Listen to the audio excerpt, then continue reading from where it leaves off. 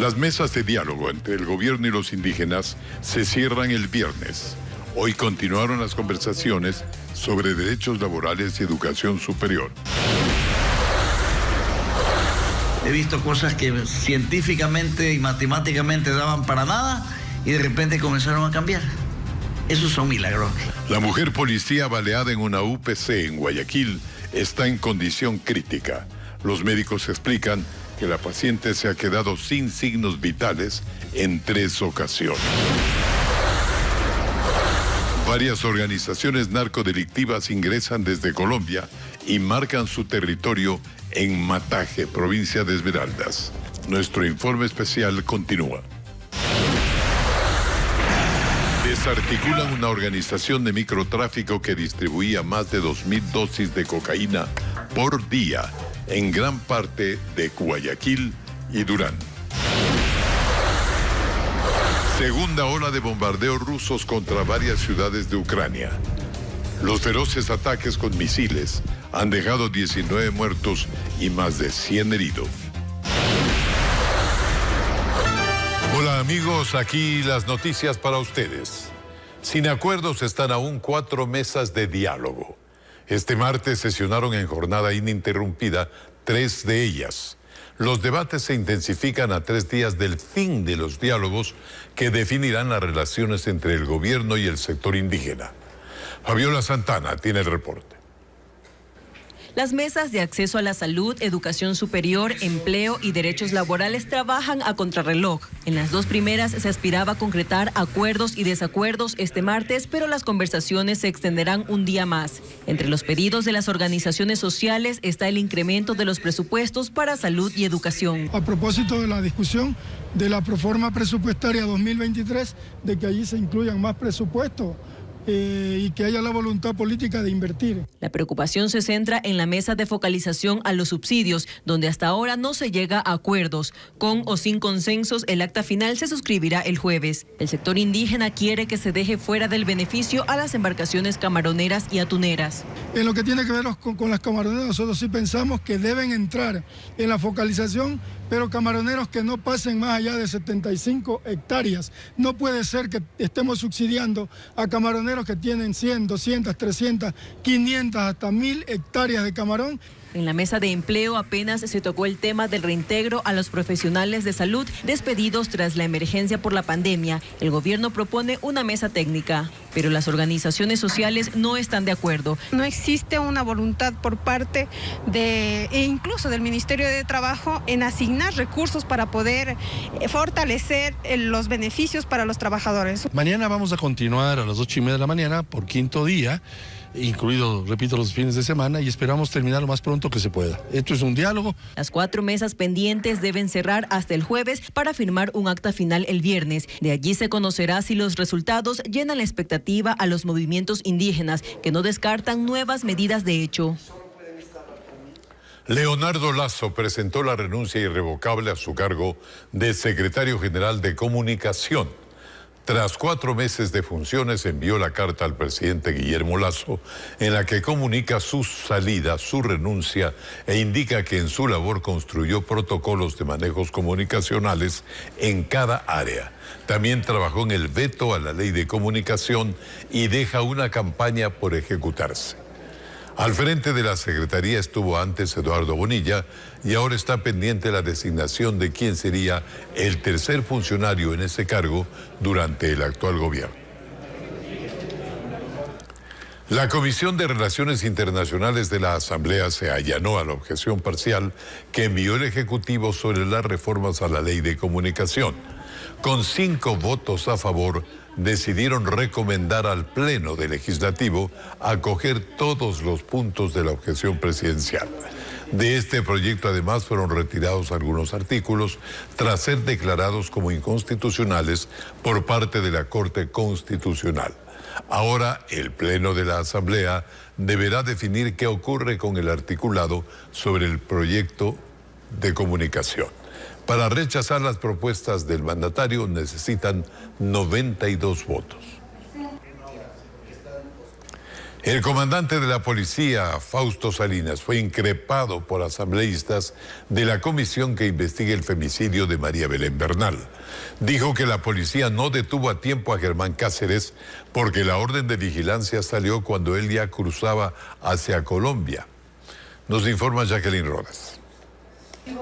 La comisión legislativa que investiga el femicidio de María Belén Bernal, ocurrido hace exactamente un mes, recibió este martes al comandante general de la policía, Fausto Salinas. Reconoció que el día de los hechos hubo omisiones del personal que estaba en la Escuela Superior de Policía y que encontraron botellas de licor en el lugar. ¿Por qué no se cumplieron entonces los protocolos establecidos por parte de ustedes? La persona que no lo cumplió tiene que responder ante la fiscalía por qué no cumplió. Toda la información que se recoge. ¿Pero se encontraron o no, comandante, botellas de licor? Se encontraron algunas botellas ahí. Pero negó que dejaran escapar a Germán Cáceres la madrugada del miércoles 14 de septiembre. 4:03 de la mañana, él se encontraba en la salida a Rumichaca. 4:03 de la mañana. La orden que recibió la policía de vigilancia y seguimientos para el distrito metropolitano de Quito estaba ya recién llegó a las 4 de la mañana. ¿Qué falló? Bueno, hay un proceso judicial, hay unas disposiciones legales. Nosotros como policía tenemos que cumplir las disposiciones que marca la ley. Le preguntaron si conoce las 3 reglas de oro de los cadetes. 1. El que obedece no padece. 2. Prohibido delatar. 3. Todo está permitido menos dejarse trincar. ¿Había escuchado esto? Sí, lo he escuchado y me parece que es algo totalmente antagónico a los principios que tenemos y es una de las batallas que tenemos que seguirlas cumpliendo. Contra eso no puede permitirse jamás. También respondió sobre otras omisiones. ¿Sabe usted que es obligación de la Policía Nacional responder sin demora a la violencia de género y violencia de hogar? Así es. Por favor, indique si la Policía Nacional cumplió con esta obligación internacional. No cumplió la persona que estaba ahí. Luego compareció Freddy Goyes, uno de los generales desvinculados por el presidente de la República, pero que sigue en la policía. Dijo que el día del femicidio estaba de vacaciones y ya no ocupaba el cargo de director de educación. Médicos de una clínica en Guayaquil están sorprendidos por el estado en el que recibieron a la mujer policía que fue baleada en una unidad policial. La uniformada a sus 24 años se aferra a la vida luego de que en 3 ocasiones se quedó sin signos vitales. Diego Cuenca nos describe el estado crítico en el que se encuentra.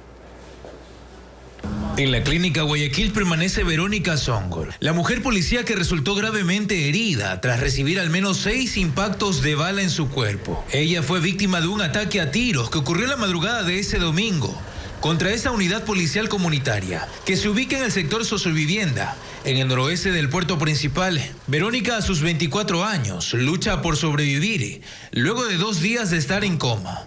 Así lo describió el director médico de la Casa de Salud. Llegó con parada cardíaca, o sea que el corazón ya no latía. Con las reanimaciones que se hicieron, las drogas que se pusieron, vuelva a latir ese corazón. Nosotros los cirujanos también le pedimos a Dios. Yo he visto milagros, ¿no? En tantos años de profesión he visto cosas que científicamente y matemáticamente daban para nada y de repente comenzaron a cambiar. Esos son milagros. Por ahora, los médicos esperan 5 días más para emitir un criterio sobre la paciente que por 3 ocasiones quedó sin signos vitales. Está estable, está orinando, está dando una buena saturación porque está en un respirador automático. La presión está bien. Vuelvo y repito, la duda es el cerebro. Si el cerebro se quedó sin circulación, ya estaría descerebrada. Mientras tanto, un juez dictó prisión preventiva contra 7 personas vinculadas al ataque criminal. Otros 3 menores de edad quedaron aislados. Todos están acusados de tentativa de asesinato, transporte y tenencia de armas. Tras una década, el próximo 25 de octubre se designará a los nuevos representantes de trabajadores y empleadores de la Seguridad Social. Esta mañana, delegados de ambos gremios se reunieron por primera vez en busca de acuerdos. Carla Delgado, con los detalles. Hasta el edificio de las cámaras en el norte de Quito llegaron representantes del comité empresarial, delegados de las cámaras y del Frente Unitario de Trabajadores. Aseguraron que es una reunión histórica, pues es la primera vez que juntos buscarán consensos para la designación de los vocales que los representen dentro del Consejo Directivo del IES. Con problemas estructurales que requieren una solución con sentido de urgencia. Para eso es importante unirnos y generar sinergias y así rescatar al IES. Esto tras el decreto emitido por el presidente Guillermo Lasso el pasado 3 de octubre, con el que tras una década se busca renovar a los vocales que han permanecido en el cargo por años y que incluso fueron señalados por obstaculizar la gobernabilidad de la institución. Coincidimos en desconocer a quienes fungen como sus representantes, porque hace muchos años concluyó el periodo para el cual fueron elegidos y son responsables de la situación crítica que atraviesa la seguridad social. Y creemos que es necesario que no solo salgan, sino que respondan frente a sus actuaciones al mando de toda esta cantidad de años que no sabemos por qué seguían ahí. Aseguraron que han delineado incluso una hoja de ruta con varios puntos.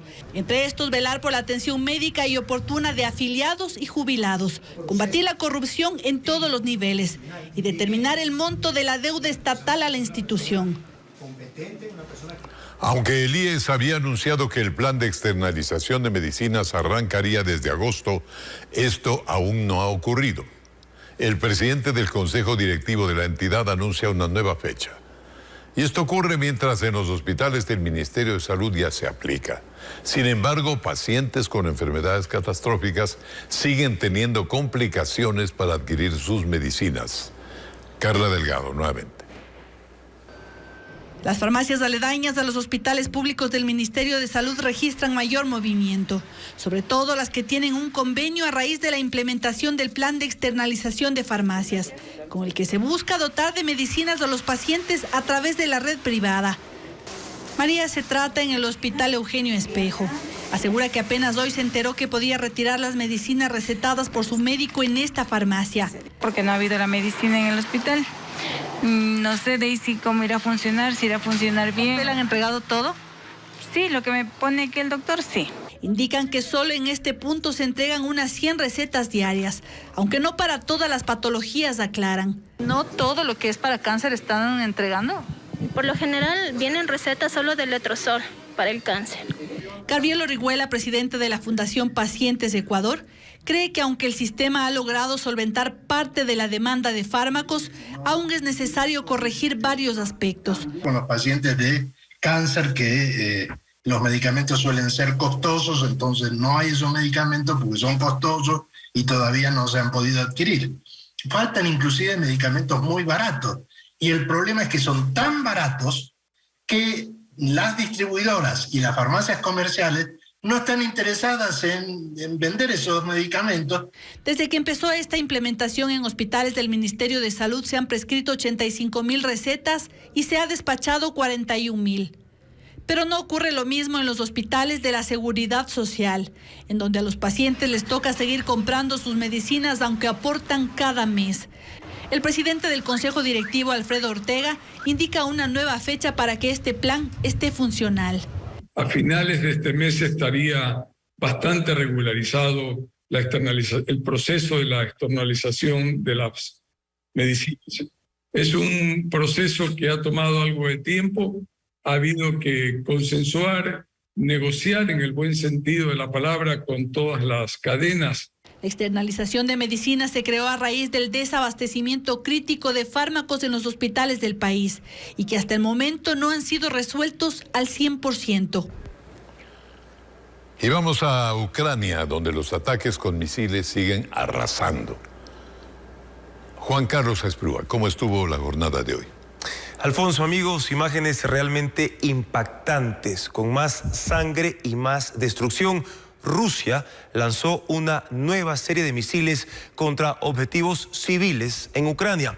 Una docena de ciudades fueron bombardeadas. Entre ellas, vamos a revisar cuáles son: Leópolis, Vinnytsia, Dnipro, Zaporilla y la capital, Kiev.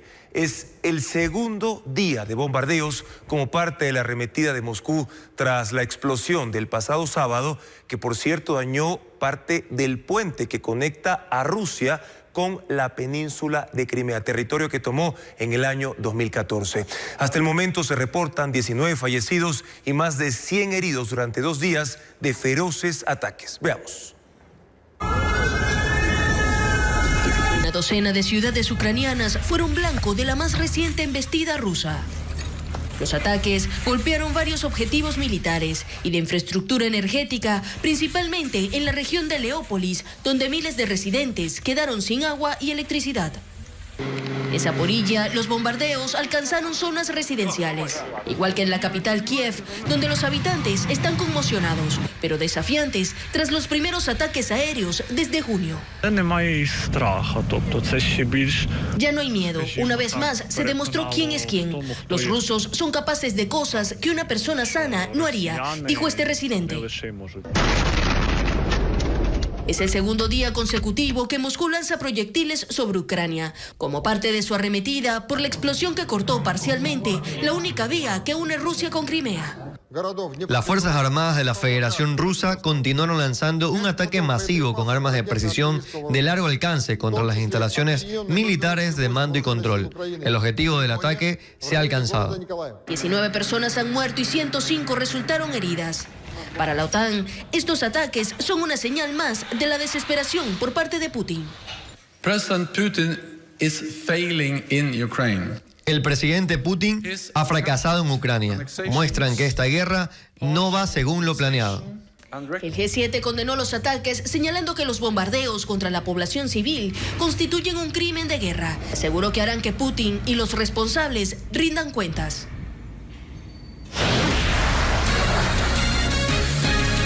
Más adelante, amigos, cae una red de microtráfico que distribuía 2.000 dosis de cocaína diarias en 2 cantones de Guayas. Les mostraremos las zonas donde se distribuía la droga. Y también aumenta a 43 el número de muertos tras el deslave en la ciudad de Las Tejerías, en Venezuela. Les tendremos un informe.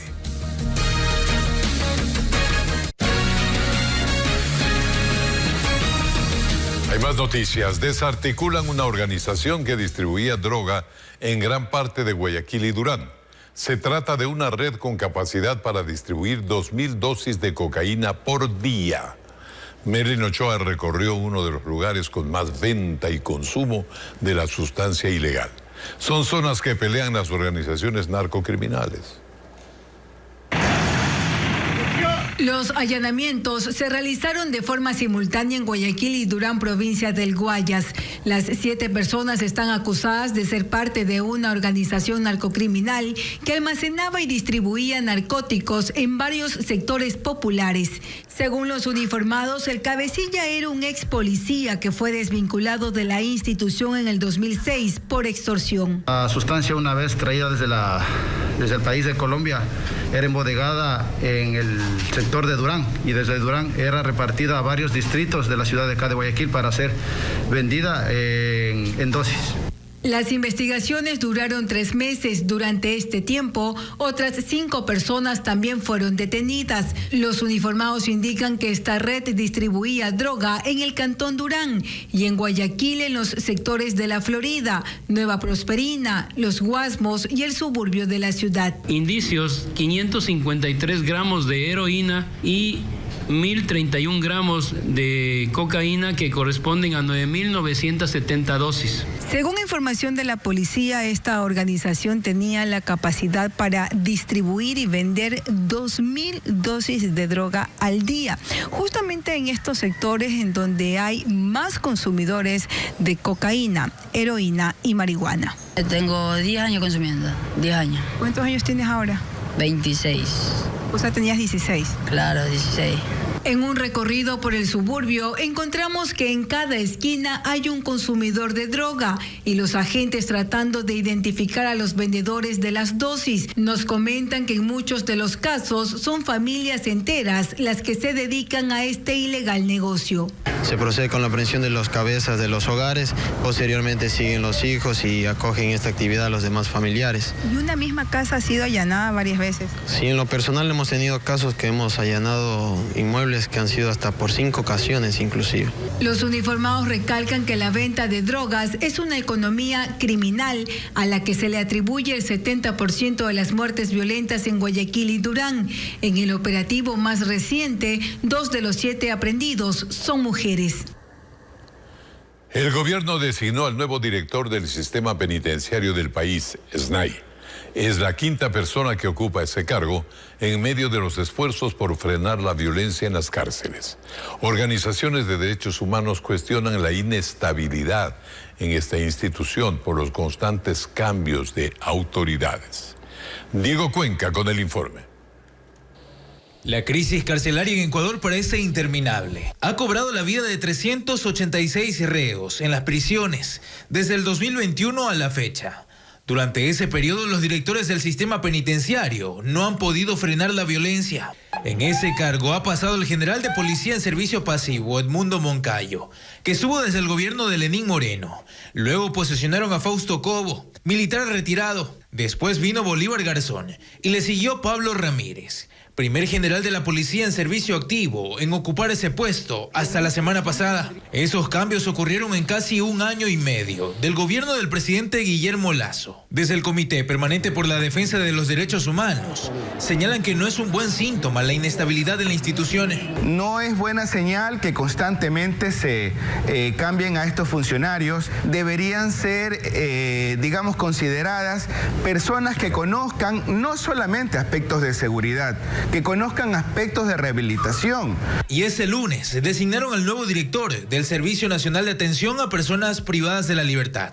Es la quinta persona en ocupar ese cargo. Se trata de Guillermo Rodríguez Rodríguez, abogado y magíster en gestión de riesgo y desastres, oficial de policía en servicio pasivo, excomandante del GOE, exfuncionario del ECU 911 en el 2016 y ex subsecretario de Control y Orden Público en el Ministerio de Gobierno. La especialista en seguridad Carolina Andrade cuestiona que no se incluya a miembros de la sociedad civil para combatir a las mafias. Ninguna designación va a bloquear la corrupción si no hay decisión política, primero de dar los recursos necesarios para que se pueda implementar adecuadamente la política de rehabilitación social, que hay una política criminal, que también exista, ¿no es cierto?, un perfil de una persona que esté competente en el área y que ayude a romper esas redes de privilegios. No creo que un oficial en servicio pasivo esté en esa capacidad. Mientras tanto, el nuevo director asumió sus funciones este martes para atender la crisis penitenciaria, que desde el año pasado ha registrado al menos 13 amotinamientos dentro de las cárceles del país. Gracias por estar con nosotros. Continuamos. En menos de 3 meses finaliza el 2022 y más de 5 millones de personas en Ecuador no cuentan con un empleo adecuado. Según datos del Instituto Nacional de Estadística y Censos, INEC, el trabajo formal mejoró, pero los analistas señalan que no ha sido lo que se esperaba. Juan Carlos Esprúa con otros datos sobre la situación laboral en el país.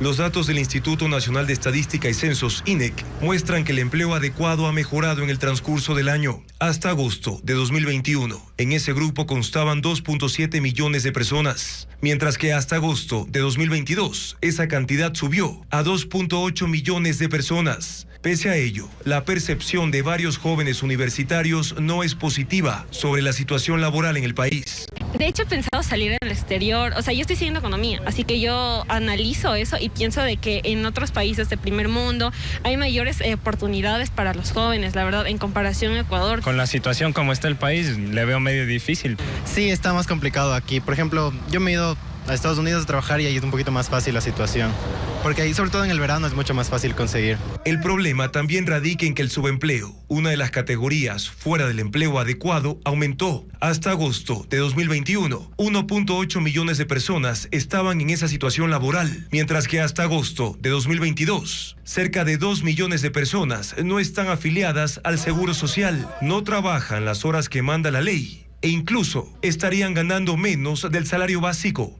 Porque estas cifras solo muestran la realidad de los polos de desarrollo y otra cosa más. Y el resto, Juan Carlos, y el resto totalmente abandonado a su suerte, tanto por el Estado y también por el sector privado. Por ello, hace hincapié en la urgencia de una reforma en materia laboral que, a su criterio, no ha tenido la atención necesaria en este año, siendo uno de los temas que más preocupa a los ecuatorianos. No creo que sea conveniente volver a insistir en una ley que sigue siendo paralela, más bien el camino del contrato por horas, aunque es fuerte por el tema constitucional, si lo plantea en que puede abrir oportunidades, yo creo que sí es una alternativa para el Ecuador, más el del contrato a plazo fijo y otros que están descritos en el documento. Mientras tanto, el desempleo en Ecuador se redujo. Pasó del 4,9% al 4% hasta agosto de este año, según los datos del INEC. Sin embargo, salir del desempleo no significa siempre conseguir un trabajo formal. Atención a esta información. El costo de algunos combustibles se reduce.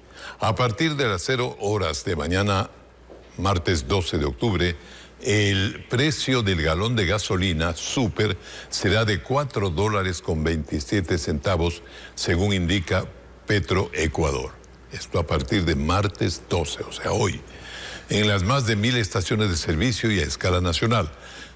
Mientras que la nueva gasolina EcoPlus de 89 octanos, que se comercializa como parte de un plan piloto en Guayas y Esmeraldas, costará $3.36. Estos precios estarán vigentes hasta el 11 de noviembre. Los valores de venta al público de ambas gasolinas dependen directamente del precio internacional del barril de petróleo, que en las últimas semanas no ha aumentado. El feriado de octubre dejó un balance positivo para Cuenca y su sector turístico. El sector hotelero alcanzó el 85% de ocupación por parte de turistas nacionales y extranjeros. Aquí está un informe con María Cecilia Largacha. Esta vez las calles se llenaron de turistas. Bueno, nosotros venimos de Perú. De Quito. Los buses que recorren la ciudad estuvieron llenos. Porque dicen que es la ciudad más bonita del Ecuador. Y los hoteles casi copados. Y nos arribamos a Cuenca. Llevo 12 días en el Ecuador y estoy asombrada y maravillada de las bellezas que hay en este país. Para Cuenca es una buena noticia. Y para la gente que vive del turismo, todavía más. Contento, el sector turístico está contento ante un 85%, hemos mejorado en comparación del año anterior. Es que ahora un visitante en Cuenca encuentra de todo. Paseos en familia, vida nocturna, gastronomía, incluso ferias de artesanías, en las que los artesanos no solo venden sus trabajos, sino que los crean ahí mismo, a la vista de los visitantes. Estoy haciendo la macana en la técnica ICAT, que es una técnica muy antigua de nuestros antepasados. Para Cuenca, este que pasó no era un feriado más. Era el feriado más importante del año en el Austro, el de las fiestas de Cuenca. Para esa fecha, el sector turístico tiene las mejores expectativas. La Cámara de Turismo de la SUAY y los gremios de turismo van a generar varios eventos y también está trabajando en promociones para poder tener en las fiestas de Cuenca una ocupación alta como se ha venido dando en años anteriores. Todavía el sector turístico no ha divulgado en cifras lo que dejó este feriado. Probablemente estén a tope preparando el siguiente, para el que falta ya menos de un mes.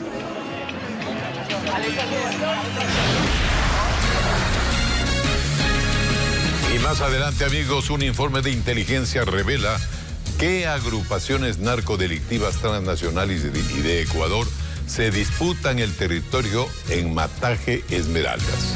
Les mostraremos cuáles son en un reportaje más de esta zona de Candela.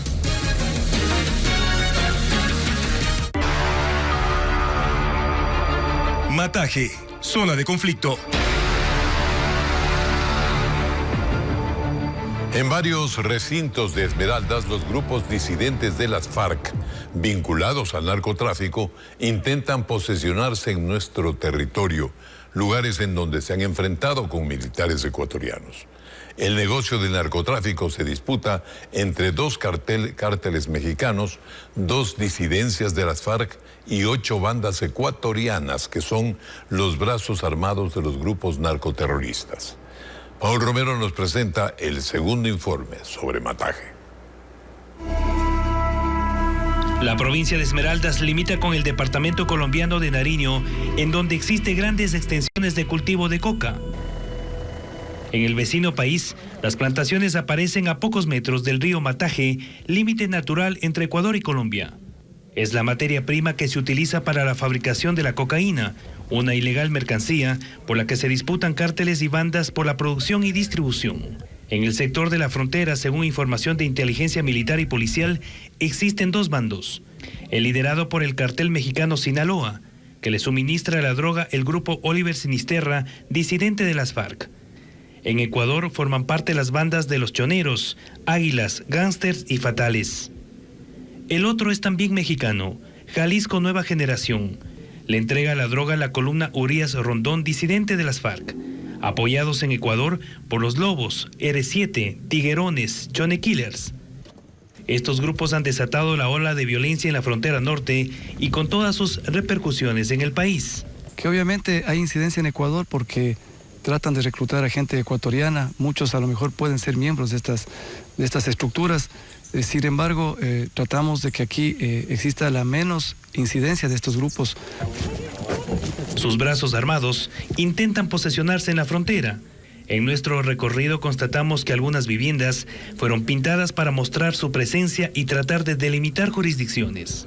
Este es el sector de La Loma, en donde existen 6 viviendas. Es territorio ecuatoriano.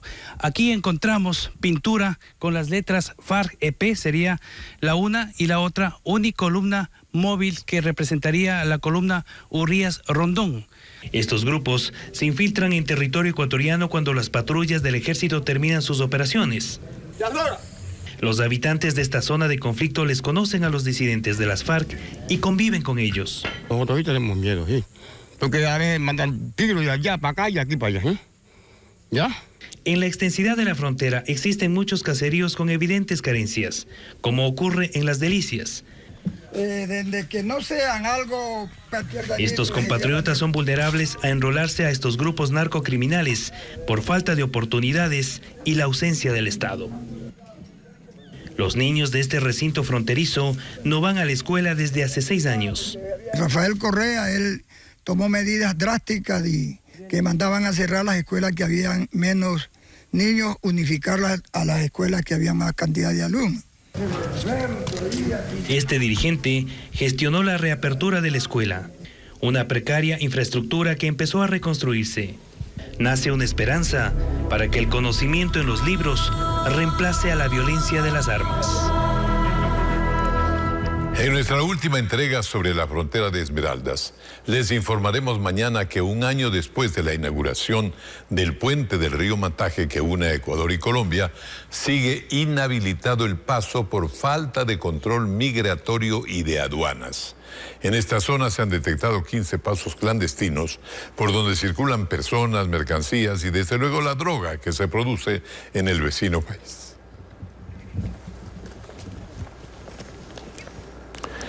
Y en la provincia de Cañar hay consternación en el cantón Azogues por el asesinato de un abogado dentro de su despacho. La policía investiga las causas de este crimen, cuyos autores fingieron ser clientes para atacar a su víctima. María Gabriela Carpio nos tiene un reporte con imágenes de nuestro corresponsal Ángel Robles. El asesinato ocurrió dentro de estas oficinas ubicadas en pleno centro histórico de Azogues, en la provincia del Cañar. Sujetos armados fingieron ser clientes e ingresaron a este sitio. Y una vez adentro dispararon contra el abogado Mario Vicuña, quien estaba laborando en su despacho como habitualmente lo hacía. Proceden a subir 2 sujetos de afroecuatorianos, los mismos que indagan sobre el nombre del profesional y proceden a hacerle varios disparos sin darle tiempo a alguna respuesta o alguna reacción. El hombre de 38 años recibió al menos 7 impactos de bala. Según la policía, los sicarios ya seguían los pasos de la víctima. Sí, tiene antecedentes penales, eso también ya se está incluyendo en las investigaciones. Ya le habían hecho algún estudio, algún seguimiento, porque específicamente ya sabían hasta en qué escritorio laboraba el señor. Incluso supieron dónde dejar el vehículo para que su fuga sea más rápida. Fue así que tras cometer el asesinato, los criminales huyeron de un auto. El jefe policial de Azogues indicó que las cámaras de seguridad del sector captaron los rostros de los principales sospechosos. Tenemos ya las explotaciones de las cámaras que tenemos en algunos locales. Podemos ya identificarlos a los sujetos porque a la salida de ellos no estaban utilizando mascarillas y tenemos ya las características del carro que han utilizado para fugarse de aquí del lugar. Y esperamos en el menor tiempo posible poder dar con quienes ocasionaron esta situación y obviamente a la ciudadanía tratarles de devolver la paz y la calma. Tras la recopilación de versiones y de imágenes, los uniformados están tras la pista de los sicarios, mientras investigan las causas de este asesinato que ha consternado a los pobladores.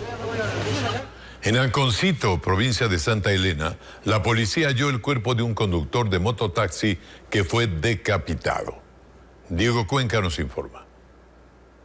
El cadáver fue hallado en una zona de la parroquia Anconcito, en el cantón Salinas. En ese sector rural, la policía detectó que a la víctima le habían cortado la cabeza. Y al momento en que llegan a ese lugar pueden ver que una persona se encuentra sin vida y se encuentra decapitada. El hombre asesinado era un conductor de mototaxi. No registra antecedentes penales. A través de las redes sociales se pudo ya obtener los nombres de esta persona que corresponden a los nombres de Ángel Rubén LF. Los agentes ahora empezaron una investigación para lograr dar con el paradero de los criminales.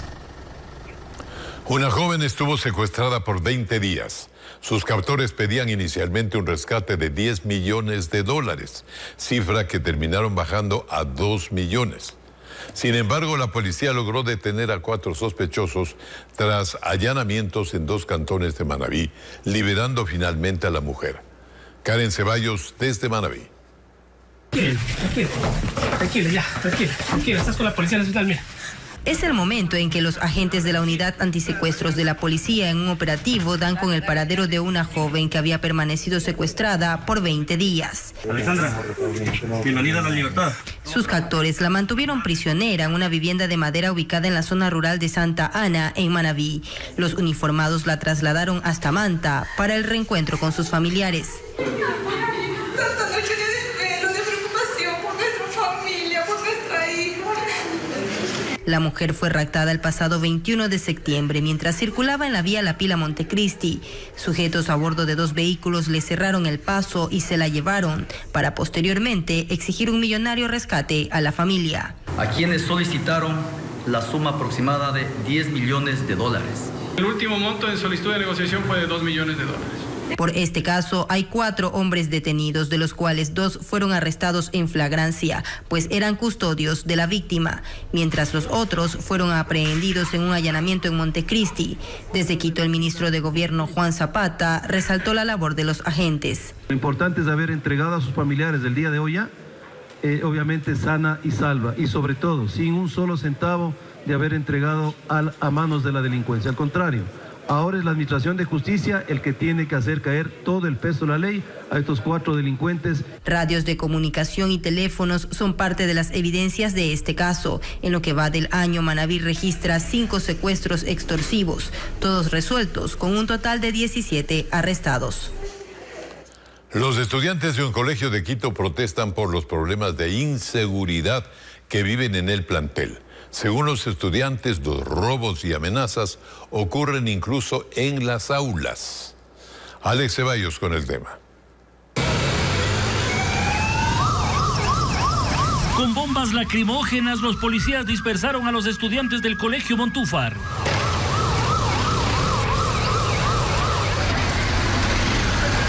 Los alumnos salieron a las calles de este martes para protestar contra la inseguridad que viven dentro de las aulas. Hemos tenido casos registrados que han entrado a los cursos con armas blancas a amenazar a los jóvenes. Los alumnos se enfrentaron a los uniformados con palos y piedras. Como se ve en esta imagen, este policía también utiliza piedras.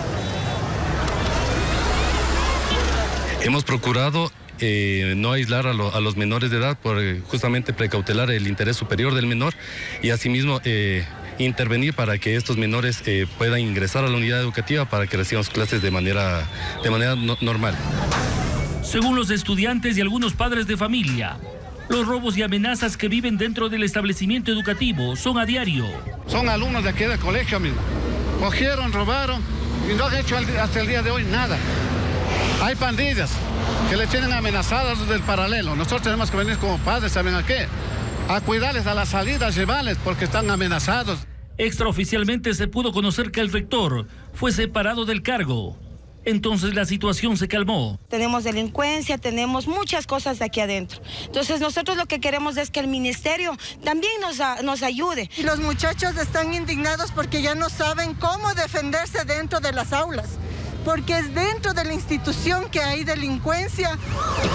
Los manifestantes anuncian nuevas protestas hasta que se adopten estrategias para evitar que la droga y la violencia se tome en esta emblemática institución educativa fiscal. Bélgica, en Europa, es el principal destino de la droga que se incauta en Guayaquil. En menos de 24 horas se realizaron 3 operativos en los que se decomisó casi 1,5 toneladas de cocaína. Melino Ochoa nos informa que el cargamento supera los 90 millones de dólares. Son 1.300 bloques de cocaína que estaban dentro de un contenedor listo para ser embarcado en el buque y que fueron incautados el domingo en el puerto de Guayaquil. Según el comandante zonal subrogante, tras el hallazgo, 3 personas quedaron detenidas. 2 de las cuales son representantes de la empresa y el conductor del mismo. Los sospechosos no tienen antecedentes penales. La droga se ocultó dentro de 442 cajas con calamar congelado. Estas organizaciones lo que hacen es contaminarle el contenedor y la idea es que salga hacia Europa. También el domingo se ejecutó un segundo caso en el que se incautaron 120 bloques de cocaína ocultos en el techo de un contenedor. El representante legal de la empresa exportadora fue detenido, mientras que en un tercer decomiso se detectaron 20 kilos de cocaína en el sistema de refrigeración. En los 3 casos el destino final era Bélgica, en Europa, un país donde operan mafias que pagan hasta $60.000 por cada kilo de sustancia ilícita. Bélgica y Rotterdam son los puertos más grandes de lo que es Europa y que prácticamente es la entrada a Europa de muchos de productos, entonces es ocupado por las organizaciones para enviar alcaloide para estos lugares. En total, la policía incautó 1,5 toneladas de droga, cargamento valorado en $90 millones. Esta cocaína se suma a la decomisada en todo el país y que a la fecha suma 154 toneladas arrebatadas a las organizaciones narcocriminales. Decenas de mineros y sus familias marchan en Azuay exigiendo el contrato de operaciones y piden la presencia del ministro de Energía y Minas porque dicen que ya no confían en las autoridades de la empresa nacional minera. Fabricio Lapo con este informe. Decenas de mineros del cantón Camilo Ponce Enríquez en Azuay marcharon por la vía panamericana para exigir que les otorguen el contrato de operaciones. Según relatan, el problema comenzó en 2010, cuando la concesión fue entregada a empresarios panameños y colombianos que en la actualidad les quieren dar un contrato solo por 3 años. Ya no podemos esperar más. Ya llevamos 1 año y medio. Está perdiendo el propio Estado ecuatoriano. Está perdiendo recursos, porque el área se sigue trabajando de manera ilegal. Que venga y dé la cara el señor ministro y de alguna manera firme con nosotros un acuerdo de que se nos va a dar los permisos de operación donde tenemos nuestras inversiones. Desde luego hemos estado legalmente. Del trabajo en esta área dependen unas 6.000 personas de forma directa e indirecta. Rosa Gutama trabaja desde hace 34 años recolectando material aurífero y de su ingreso depende su familia. Porque vivimos aquí y somos personas que vivimos de este pueblo y pedimos nuestros derechos porque nos pertenece. En la marcha también participaron familiares de los trabajadores que dicen que marchan para pedir respeto al trabajo. Los manifestantes recorrieron 10 kilómetros hasta quedarse en el límite de las provincias de Azuay y El Oro, provocando largas filas de vehículos. Hasta el cierre de este reportaje, mantenían bloqueada la carretera a la espera del ministro para tener un diálogo directo. Después del corte, amigos, alerta en la cárcel de Riobamba tras confirmarse el primer caso de viruela del mono en un reo. 5 privados de libertad se encuentran ahora en observación. Ya volvemos. Seguimos. Durante este mes de octubre se ejecuta el censo de población y vivienda en línea. Algunos encuestados muestran preocupación por la solicitud de información de su cédula. El director del INEC dice que este pedido es legal y garantiza el buen uso y anonimato de la información. Evelyn está entre el 500,000 de personas que ya ha participado en el censo en línea desde el 1 de octubre. Dice que le tomó mucho tiempo registrarse, pero lo que más le preocupó fue que le solicitaron información de su cédula. Teme el uso que se le dé a su información. Porque es información delicada, es información personal y tú sabes que se ha escuchado mucho del tema de estafas, de que te suplantan la identidad. Considera delicado colocar en línea la información de sus ingresos económicos, ubicación y otros ligados al número de cédula. Ante esto, el director del Instituto Nacional de Estadística y Censos indica que no hay de qué preocuparse, que la cédula es para verificar información. Además, el INEC ha trabajado en 2 ejes. En el primero tiene que ver con la infraestructura tecnológica para evitar cualquier tipo de ataque. Y allí tienen que tener presente que el INEC tiene una política de tratamiento de datos personales que básicamente consiste en encriptar, despersonalizar y anonimizar la información. El catedrático de Derecho Informático Santiago Acurio asegura que es legal que el INEC solicite esta información, pero a la vez se hace responsable de su buen uso y cuidado. De lo contrario, habría repercusiones legales. Eso no se puede utilizar sino solamente para fines estadísticos. En caso de que el INEC no pueda, en este caso, garantizar esa seguridad y sucede algún ataque informático o hacen alguna situación, ellos son los responsables. No existe ningún reporte ni nada por el estilo que hagan que la Oficina de Estadística haya tenido algún tipo de hackeo en sus bases. Y es de alguna forma sencillo, porque cuando el INEC publica sus bases de datos, obviamente no están estos elementos que son sensibles y que no tienen un fin estadístico, como por ejemplo los nombres o los números de cédula. El censo en línea de población y vivienda se extenderá hasta el 31 de octubre y desde el 7 de noviembre al 18 de diciembre las brigadas recorrerán todo el país para el censo físico. Si usted llenó el formulario en la web, solo presentará el certificado a las brigadas. Esta mañana las autoridades de salud confirmaron sobre el primer caso de viruela del mono en Riobamba, provincia de Chimborazo. El contagiado es un reo del Centro de Rehabilitación Social de Riobamba, según las autoridades. Dicen también que el contagio se habría dado por la visita de un familiar. 5 privados de libertad que compartían celda con el contagiado se encuentran ahora en observación. Nuestro corresponsal Ángel Pilatuña con más de este caso.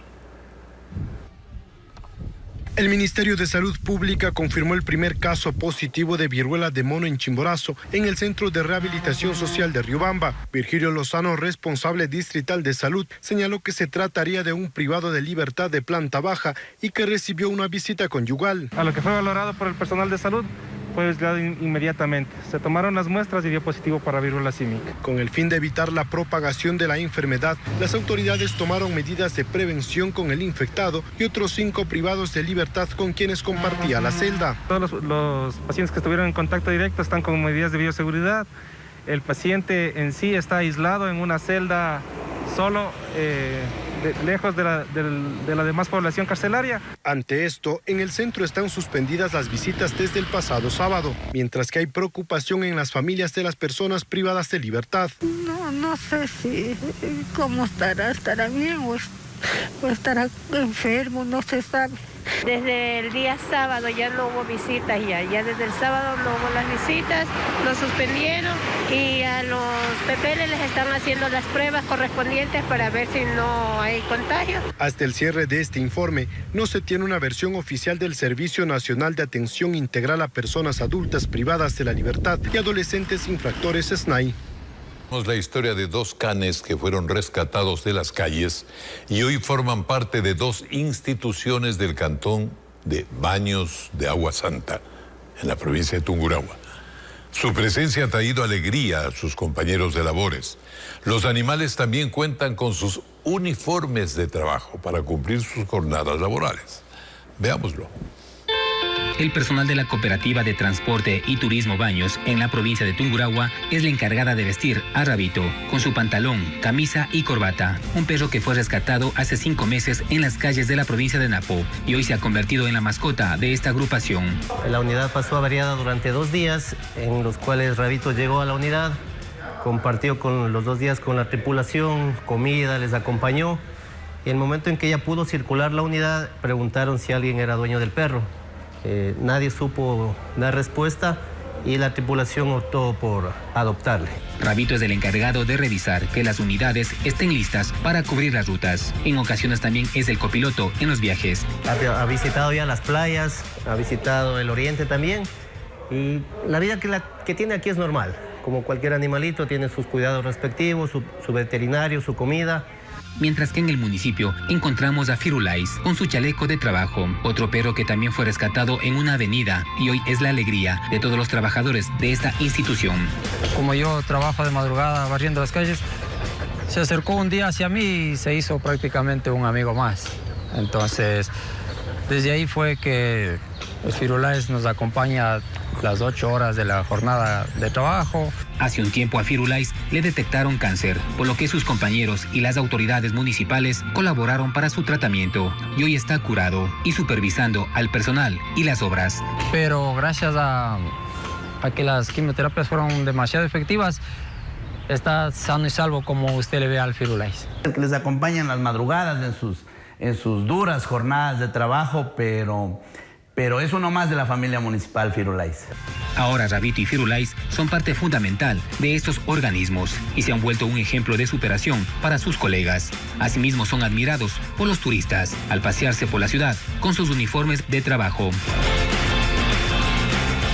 La Casa Museo Trutsoka tiene una exposición permanente de una artista que fue sobreviviente del Holocausto nazi y que llegó a Ecuador décadas atrás. Elaboraba pinturas y esculturas con materiales reciclados, retratando el sufrimiento que vivió. Veamos más con Ana María Palacios. Su dolor lo transformó en arte. Trutsoka vivió y sobrevivió al Holocausto.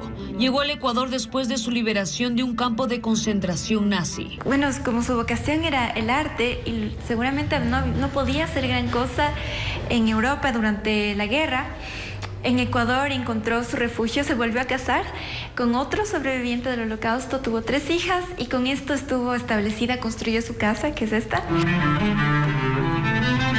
A través de sus pinturas y esculturas hechas con cemento y materiales reciclados, retrató el sufrimiento suyo y de tantos.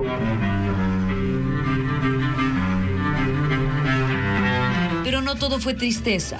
En Ecuador encontró otra vida en la que descubrió hermosos paisajes y cultura. Una etapa en la que ella pudo expresar su alegría de vivir mediante la danza, la música, los colores, el arte precolombino inspirado de la Amazonía. Estudió arte. Fue amiga de Eduardo Kigman y profesora de Osvaldo Guayasamín. Sus más de 300 obras han sido expuestas en Francia y Estados Unidos. Su nieta continúa con su legado a través de obras conceptuales en la búsqueda de la historia de sus abuelos. Yo estuve por República Checa, por Alemania, Eslovaquia, Polonia, tratando de buscar lo que quedaba de esta historia, ¿no? Los campos de concentración, las casas donde vivieron mis abuelos, y todo esto lo transformé en una especie de metáfora de lo que es la naturaleza, ¿no? Un ciclo. Todo vive, muere, pero deja sus huellas. Esta fue su casa, ubicada en el barrio La Floresta en Quito. Ahora es museo en el que también hay un cuarto secreto, que es el Memorial del Holocausto, dedicado a los genocidios, la violencia contra la humanidad. Su resiliencia, su amor a nuestro país, lo plasmó en su obra que fusiona el arte ecuatoriano con el expresionismo europeo, para crear conciencia ante la violencia y odio que aún prima en nuestros días.